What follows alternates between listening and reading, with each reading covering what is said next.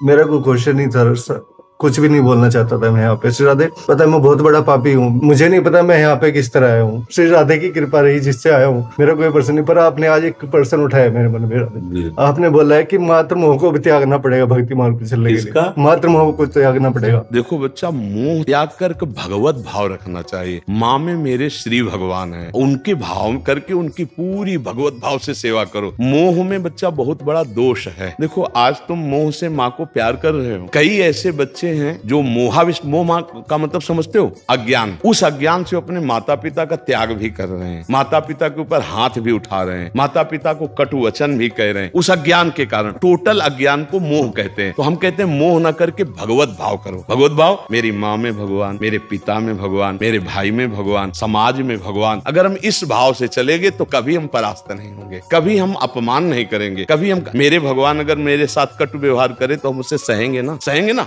पर आपने ये चीज बोली है कि मोह को त्यागना पड़ेगा माता के, बच्चा तो प्रभु को पाना है। तो बच्चा तो मोह को नहीं समझ पा रहे। मोह का मतलब है शारीरिक अज्ञान जनित ममता, इसका त्याग करना पड़ता है। अंदर बैठे हुए भगवान को पहचानो, यह अध्यात्म का विषय है। अगर माँ पिता भाई बंधु इनकी ममता में हमारा अज्ञान बढ़ता चला जाएगा तो हमारा जन्म मरण नहीं रुकेगा। पर हमारे भगवान तो वही है ना। तो समझा क्या रहे तुम्हें, समझा क्या रहे? मोह छोड़कर उनमें भगवत भाव करो, वही तो तुम्हारे मुंह से निकले ना, तो वही भाव रखना है। अपने माता पिता को भगवान मान करके पुंडरीक जी ने आराधना की तो विट्ठल भगवान आकर स्वयं उनको दर्शन दिए। मोह और भगवत भाव में अंतर बच्चा। मोह शरीर को लेकर होता है, भगवत भाव अंतरात्मा को लेकर होता है। मेरी माँ की अंतरात्मा में मेरे भगवान बैठे हैं, ये भाव रख लो। जैसे हम मंदिर जाते हैं तो मंदिर के श्री विग्रह में भगवान भाव करते ना, ऐसे माँ के शरीर रूपी मंदिर में भगवान बैठे। और मोह का कारण होता है शरीर, और आत्म तत्व में जब भगवत भाव होगा तो तुम्हें माँ में साक्षात भगवान दिखाई देने लगेंगे। तो कभी तुम कटु वचन नहीं कहोगे, कभी तुम अपमान नहीं करोगे, उनके कड़ुए व्यवहार को तुम सह सकते। आज समाज में क्या हो रहा है आपको पता है? आप तो समाचार सुनते हैं, बूढ़ी बूढ़ी माताओं को पिता के साथ कैसा व्यवहार होता है। क्या अज्ञान, एक मोह आकर्षण पैदा करता है, और वही मोह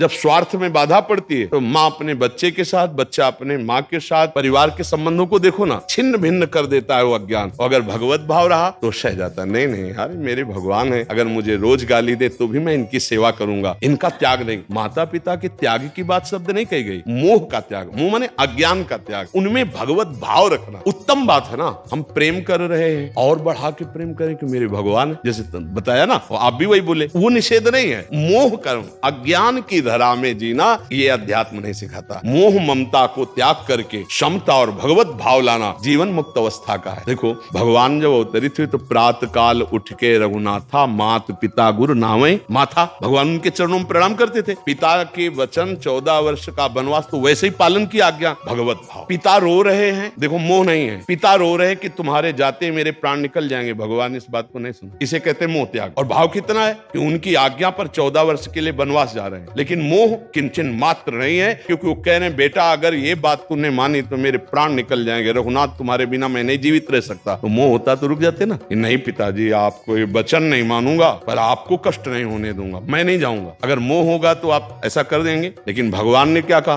पिताजी वचन है उनका, हाँ चले गए ना, तो देखो मोह नहीं है ना, और पिताजी के प्राण निकल गए ना, पिता के वचन पर स्थित रहे, एक कदम वापस नहीं आए। जब 14 वर्ष पूरे हो गए तब वापस आए। ये है भगवत भाव। अगर आगे बढ़ना है परमार्थ में तो नाम जप करते रहना, प्रसन्न रहो, प्रसन्न रहो, रोने की जरूरत नहीं। मैं यहाँ बैठने लायक नहीं हूँ प्रभु, कृपा। देखो एक बात समझो, हम सब एक ही पिता के हैं, एक ही पिता के हैं। सच्ची मानो, जिस दिन रो के घर लौटना चाहो, ऐसे भगवान बैठे, आ जाओ मेरे पास, आ जाओ, लौटना चाहे। और यही भगवान के हेतु की कृपा होती कि किसी के संबंध से, जैसे वो कह रहे ड्राइवरिंग करता हो तो किसी के संबंध से भी ऐसा सौभाग्य।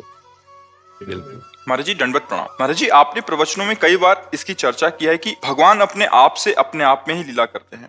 ब्रह्म विमोहन लीला का भी उदाहरण आपने समझाया था, और ब्रह्म भाव और भगवत भाव में अंतर क्या संक्षिप्त वर्णन भी किया था। महाराज जी मेरा प्रश्न यह है कि यदि प्रत्येक जीवात्मा का अपना अस्तित्व भगवत अंश के रूप में है तो फिर आप ही आप में भगवान की लीला करने का अर्थ और प्रयोजन क्या है? देखो जब तक आपकी बुद्धि प्राकृतिक स्थिति में, तब चिदानंद भाव कैसे बच्चा जानोगे? ये शब्दों से थोड़ी होता है, अनुभव गम में भजें जय संता। जब तक आपकी बुद्धि चिदानंद भाव में नहीं गई तब तक यही आपको लीला दिखाई देगी। प्राकृतिक शरीर, जन्मना, बढ़ना, मरना, राग, द्वेष, काम, क्रोध, लोभ, मोह, मद, मत्सर, इन्हीं के षड्यंत्र में घूम रहे हैं। इससे ऊपर उठे तब बात समझ में आएगी। अपने आप को भूलने के कारण हमारे अंदर प्रश्नों की झड़ियां लगी हैं। एक प्रश्न नहीं है, और सबका समाधान हो जाएगा यदि अपने आप को जान जाओ। तो जैसे ज्ञान मार्ग है, सांख्य योग, भक्ति मार्ग है, प्रेम योग, कर्म योग, अष्टांग योग, किसी एक में चले तब उसका समाधान हो जाए। तो किस महापुरुष का आश्रय लिए हो, किस मार्ग का अवलंबन कर रहे हो, तब तो पता चले ना। अब आर्मी डिपार्टमेंट की अगर बात जानी तो आपको डिपार्टमेंट में घुसना पड़ेगा, उसमें तभी तो आप जान पाओगे, बाहर से कितना जान पाओगे। तो ऐसे भगवान की दिव्य लीलाओं का, भगवान के ज्ञान का, भगवान की महिमा का, जीव के भगवत स्वरूप का अनुभव करने के लिए साधना है बच्चा। ये केवल बातों से थोड़ी हो जाता है। अगर बातों से होता तो बड़े बड़े ब्रह्म ऋषि, बड़े बड़े महात्मा ऐसा क्यों करते? केवल बातों से समाधान हो जाता। आप शास्त्र उठाओ, पढ़ लो, हो जाएगा। गोली चलाना,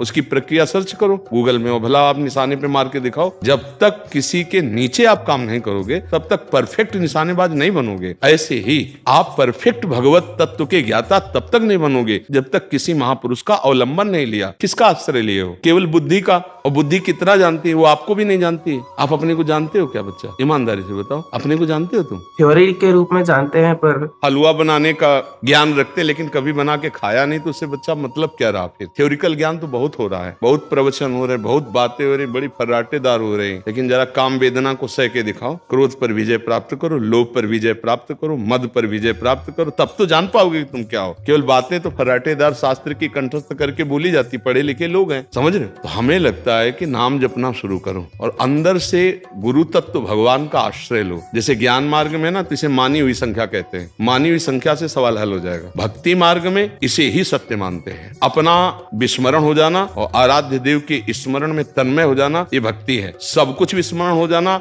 अपने आप में स्थित हो जाना, ज्ञान है। किसी एक मार्ग का अवलंबन ले तब तो समझ में आवे। तो पहले किसी गुरु का वर्ण करो यदि भगवान को जानना चाहते हो। प्रणिपातेन च प्रश्नया, उनके साष्टांग दंडवत करके उनको वर्ण करो कि मेरे ब्रह्म आप हो। अब सोई जाने जे देव जनाई, हम उनको ब्रह्म रूप माना और वो अपने जनाने का मार्ग दिए, तो बिना किसी तर्क विवाद के वो हम करने लगे जो आदेश किया, आप पहुंच जाओगे जहां पहुंचना है। अब ऐसे बच्चा जो अनिर्वचनीय है उसका कैसे वर्णन किया जा सकता है? कई बार हमने कहा हम आपको एक पेड़ा पवाएं, पूछें आपसे कि कैसा है, तो आप कहोगे मीठा है। कितना मीठा है? बहुत मीठा है। इसके आगे पूछेंगे नहीं बहुत मीठा कैसा है, तो आपका उत्तर क्या होगा? खा के देख लीजिए, आएगा ना आएगा। जब एक प्राकृतिक वस्तु के स्वाद का आप वर्णन करने में असमर्थ हैं, दो शब्द के बाद तीसरा नहीं बोल सकते, बहुत मीठा के बाद फिर आप नहीं बोल सके। ऐसे ही ये तो प्राकृतिक है। वो अप्राकृतिक चिदानंद जहां मन और बुद्धि की पहुंच नहीं है, बिना आराधना के तुम कैसे उसे जान सकते हो? आराधना करने पर क्या मन बुद्धि पहुंच जाती? नहीं, वो मन बुद्धि में आ जाता है जिसकी हम आराधना करते हैं, जिसका हम चिंतन करते हैं। अभी हम चिंतन करते हैं देह का, भोगों का।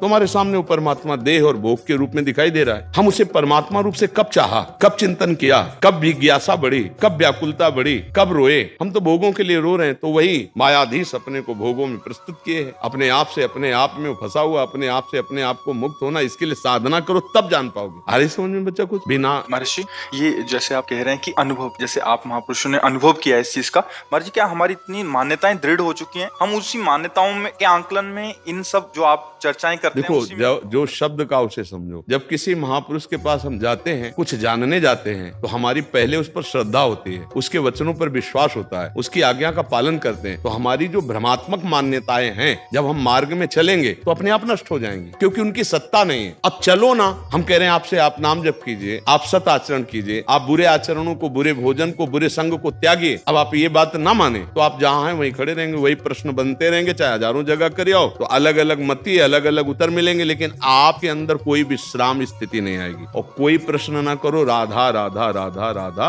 और सच्चे आचरण करो जो शास्त्र कहता है, उसे भगवद अर्पित कर दो। कोई आहार बुरा नहीं, कोई संग बुरा नहीं, कोई आचरण बुरा नहीं, कोई प्रश्न नहीं रह जाएगा। अपने आप आनंद की अनुभूति होने लगेगी, अपने आप परमार्थ जागृत हो जाएगा, अपने आप आपको दिखाई देने लगेगा। जो संत जन बोलते हैं आपकी समझ में नहीं आता, वो आपकी समझ में आने लगेगा। पर चलना पड़ेगा। ये तर्क विवाद का विषय नहीं है, ये श्रद्धा और विश्वास का विषय है और चलने पर इसकी अनुभूति होती है बच्चा। जैसे अपने को कहा जाए कि जेब काट लो तो नहीं काट पाएंगे, और इतनी सफाई से जेब काट लेते हैं कि पास खड़े हैं और हमें पता भी नहीं चला मोबाइल गायब हो गया और वो निकल गए। उन्होंने ट्रेनिंग ली है, अपने गुरुजनों से ट्रेनिंग ली है, नहीं उनके भी गुरुजन है, नहीं ट्रेनिंग ली कि कितनी सफाई से काटना है। अब अपने लोग नहीं काट पाएंगे। जब साधारण क्रियाओं के लिए गुरु का वर्ण किया जाता है तब हम परमार्थ की उस अव्यक्त सत्ता को, चैतन्य घन जिसने अनंत ब्रह्मांड एक सेकंड में रच दिए, उसको जानने के लिए हम अपनी बुद्धि से तो हम अपने को नहीं जान सकते, परमात्मा की तो बात जाने दो। ये केवल प्राकृतिक वस्तुओं का बोध कराती है, प्राकृतिक शरीरों का बोध कराती है। इस यंत्र में ताकत नहीं। जब आराधना करते हैं और परमात्मा इस बुद्धि में प्रकाशित होता है तब परमात्मा बुद्धि से परमात्मा ज्ञान होता है। सोई जाने जी देव जनाई, वो जनाने के लिए हमारी बुद्धि में बैठ जाते हैं। बोले तो नहीं बोले तो साक्षात भगवान बोल रहे, क्या हुआ? उनकी वाणी में भगवान, उनकी बुद्धि में भगवान, उनके मन में भगवान, तब बात समझ में आती है बच्चा